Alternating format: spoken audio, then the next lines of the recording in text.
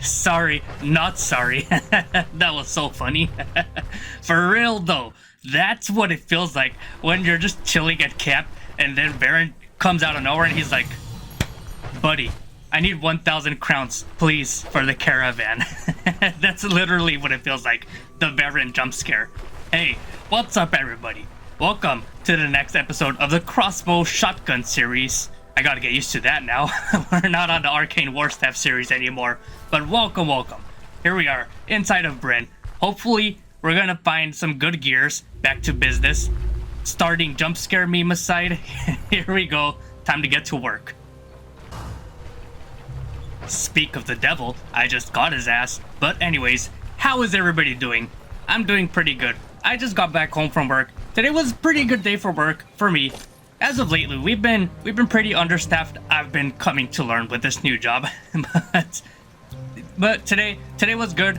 I did not feel like I was doing the work of two people.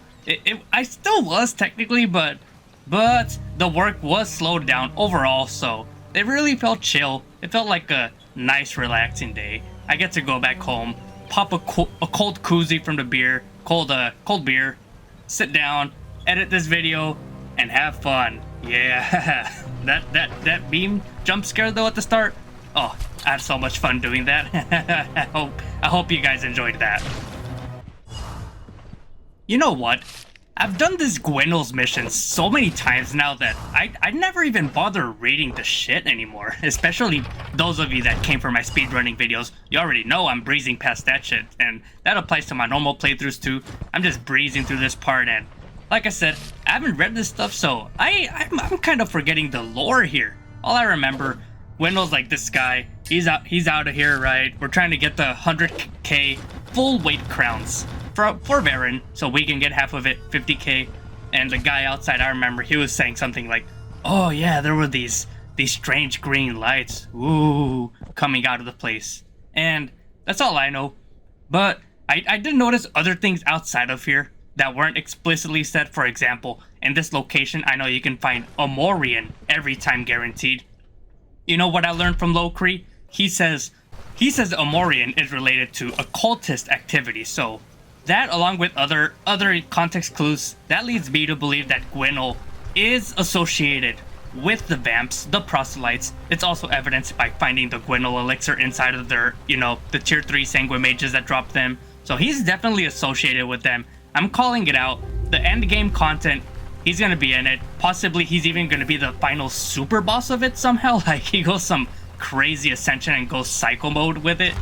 I don't know, but we'll see. What do we get in this pawn shop? Nothing. Shit. I like checking the pawn shop. I don't try to check out the equipments because they're pretty expensive for tier 3, but I do like finding the cheap rings from him for tier 3s. Typically, I like to get, for example, the steel signet, the brass agate ring. Those are tier 3s, and he can get those at any time with indifference reputation. So it's worth checking him out for rings. So we left Bryn with no major upgrades, but that's alright. We can always pick it up in Manchar and Osbrook for a fair market value price. That's the key detail right there, fair market value. Because Bryn, they have pretty nasty markups. If you're not shopping at the racial docks traders, by the way, all the other merchants, they have pretty nasty markups, like the pawn shop, the general merchants, except the Southeast Quadrant. Those guys, they're cool, man. They give you good deals. They are homies. Trade with them every time, but everybody else in Bryn, screw them. Don't trade in the Northwest. only pawn shop. It's good for, like, if you see an upgrade early that you could use later on for like tier 5 or tier 4 even, and it's cheap. Specifically, like with armors, you can get them partially damaged, fix them up with the scraps that you found along your journey, and that's pretty good value if you get it like that. Otherwise, for like starter gear, just buy it in Osbrook and Manchar. It's cheaper.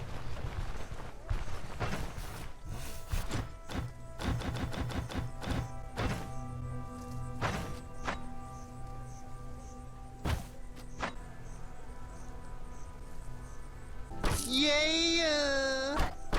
Aw, yeah! Just got that first crossbow shotgun upgrade. Of course, the end goal is gonna be the tier 5 siege crossbow, whatever it's called. That's the ultimate goal, man. The tier 5 crossbow shotgun. We're gonna get there, boys. We're gonna get there. Yeah. So remember last episode when I said I was gonna go to Manshire? I'm gonna take on the tier 2 contracts. That was a lie. I took the coward's way. I went back to Osbrook for some easy tier 1s. You know, before I would have gone straight to the tier 2s, but right now with the mixed magic damage changes, I'm so scared of the crypts and catacombs. Those used to be like my comfort first tier 2 contracts to do, but they're stronger now. They're way harder to kill than before, or rather, they kill you easier than before. So that's what makes it. That's what's making it harder. I'm kind of scared of them now. maybe for now I'm gonna chill out and stick to Osbrook tier 1s. You know, stay in my lane, know my limits. I'm exercising caution here, okay? I want to live, alright? I want to live.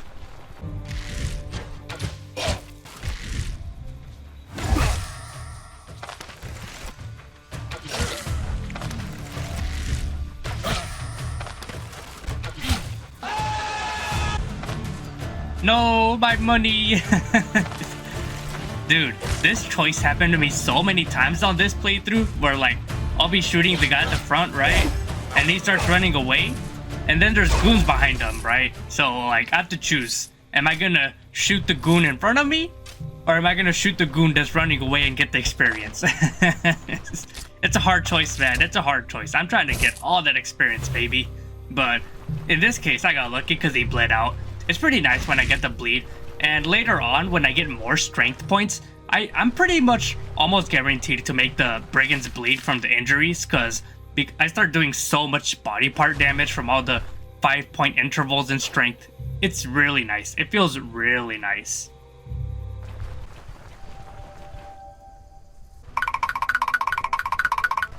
I hope Mr. Farmer guy over there doesn't mind me just looting his hay fields or straw. And the key, of course. And the key get me that free food in the shed. I noticed in this patch, the shed is starting to appear with bedrolls every time. And I don't think that was the case before, was it? I don't think so. That's new. But the food was definitely there before, just the bedroll. I don't know, maybe I'm going crazy. Maybe my real life situational sanity is going down. I don't know, dude. I'm kind of crazy. But anyways, we got the straw. The reason for that, you need 8 straws. Unless numbers have changed, I believe it's still 8 straw to upgrade all the caravan related things that use straw, like the bed, the tent, whatever. You need 8 pieces. Looking at the sack of grain in his inventory, the shopkeeper's inventory, it really made me lament right now over the chicken coop status, how far it has fallen. In the previous patches, it used to be the god upgrade where you would get endless meat omelet mukbangs and you would never go hungry on your character if you bought the chicken coop upgrade.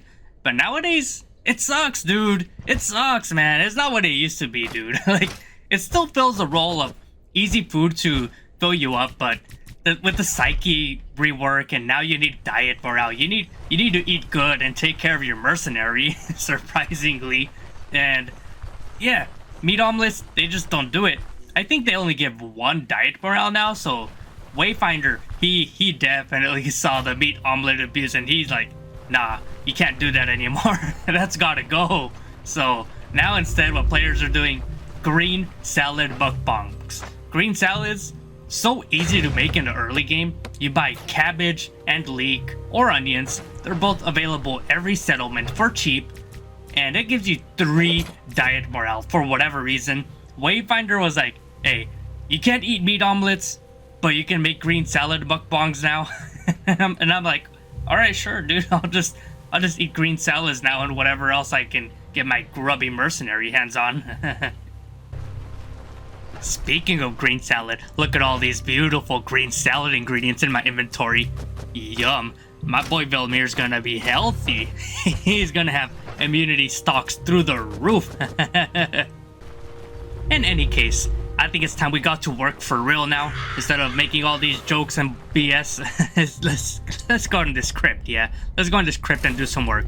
Needless to say, there were many brigands on the road that I won't be showing because there are just so many goons always gooning on the road everywhere.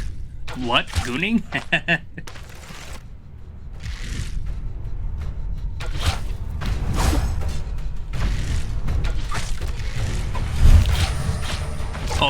the point-blank crossbow shotgun to the face. I love it. I love it, dude. Seriously. The capabilities of the crossbow shotgun, 30 strength, take aim scalings. If I remember correctly, the take aim scaling with 30 strength, the knockback chance goes all the way up to like 90% extra. And when you couple that with the siege crossbow ballista, that's like plus 120, 30%, something like that. It's crazy numbers, dude. I'm telling you. The take aim knockback with strength, it's work, dude, for like getting up in the enemy's face, shooting them with a boom in the face. I love it, man. I love it.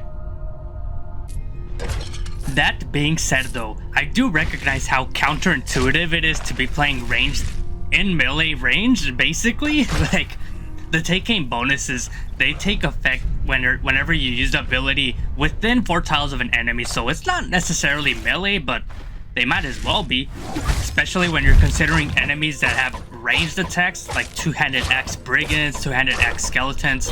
Then it becomes more of a risky issue, but then again, you are also backed by a whopping plus 90% knockback chance at maximum, and that's something it makes it really good for 1v1ing enemies with the shotgun blasts to the face. That's been my experience in the tier 5 so far. Like I said last episode, this playthrough is ongoing. Also, screw this necromancer. Give me that strength point. Yeah, boy! 15 strength. That's one step closer to strength 30.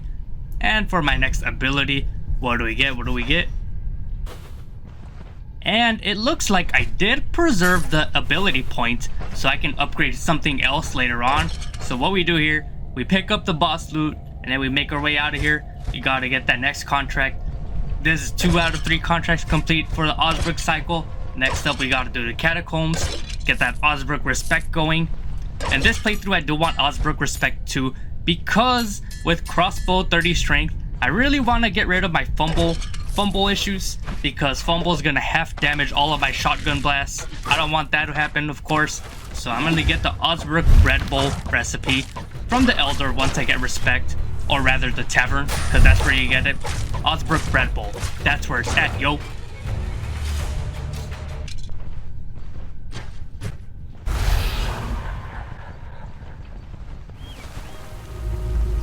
It's time for round 2, baby. Put me in, coach. Put me in. I have to say, I don't appreciate the lightning striking when I was trying to be optimistic coming into this dungeon. Like, it's supposed to be a bad omen or something. I know a lot of players, they like to think about whether or not the lightning can hurt you. It doesn't hurt you, trust me. But that's something I thought myself too in my noob days. Like, what if the lightning strikes on me? Ooh, do I die? Fortunately, the game isn't that harsh, that cruel on you. Although, I would not be against it if that was a feature, I'm saying. I actually would kind of like that. Just because the comedic value of losing a permadeath run to a lightning strike, just imagine. I mean, you could, even without the lightning strikes, you could get ambushed by the snake cult, because if you don't know, the snake cult, they have their snake agents planted everywhere, in the forests, in the fields. They're always lurking, trying to end a player's life.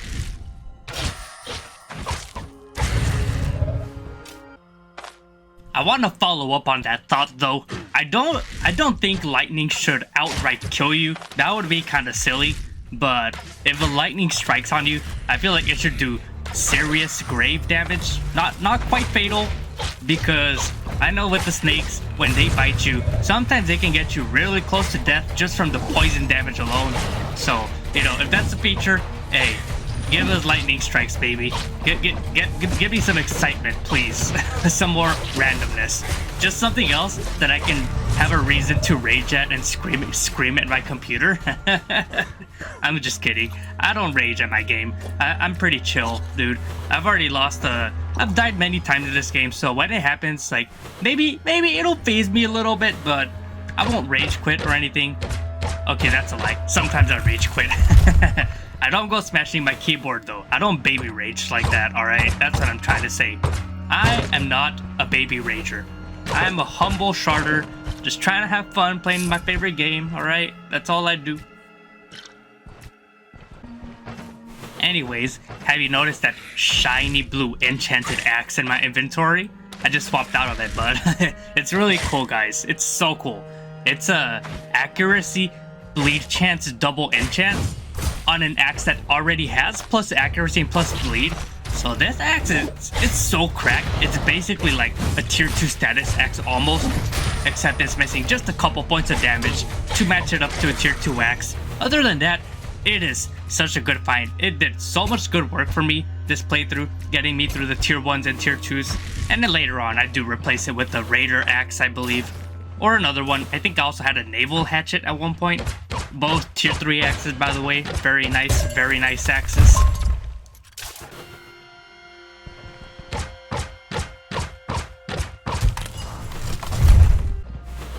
As OP as that axe was though, I'm surprised I almost died at the entrance. If I remember correctly what I saw, I think I was like 20 HP almost. That's pretty bad, considering I have a good shield and a strong one-hand axe for the start of the game. That's pretty bad. And that's very telling of what the devs did with the magic changes, or rather the mixed changes. I keep saying magic changes, and that's because it's the mixed damage changes affects a lot of the magic damage that the proselytes do. If you don't know, a lot of them, they do like a side little bit of unholy damage. Some of them have like rending too, etc, etc. And all that mixed damage, and then the magic too, compounding.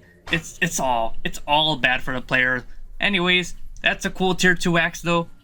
But I don't necessarily change it, because for me, I don't think that's an upgrade. The one that I have right now has plus accuracy enchant and plus accuracy on the weapon itself, so that's way better for my character at this stage of the game, where I don't have accuracy solutions yet. I need to be hitting my hits, because I don't have any points in perception, and I won't ever in this playthrough. Perception, that's for babies, man. Real men level up strength. Yeah. Well, now that I have that reliquary in my inventory, I can go to the old man upstairs, get my cash money, and get out of Osbrook for the time being. I finished a whole cycle of contracts here.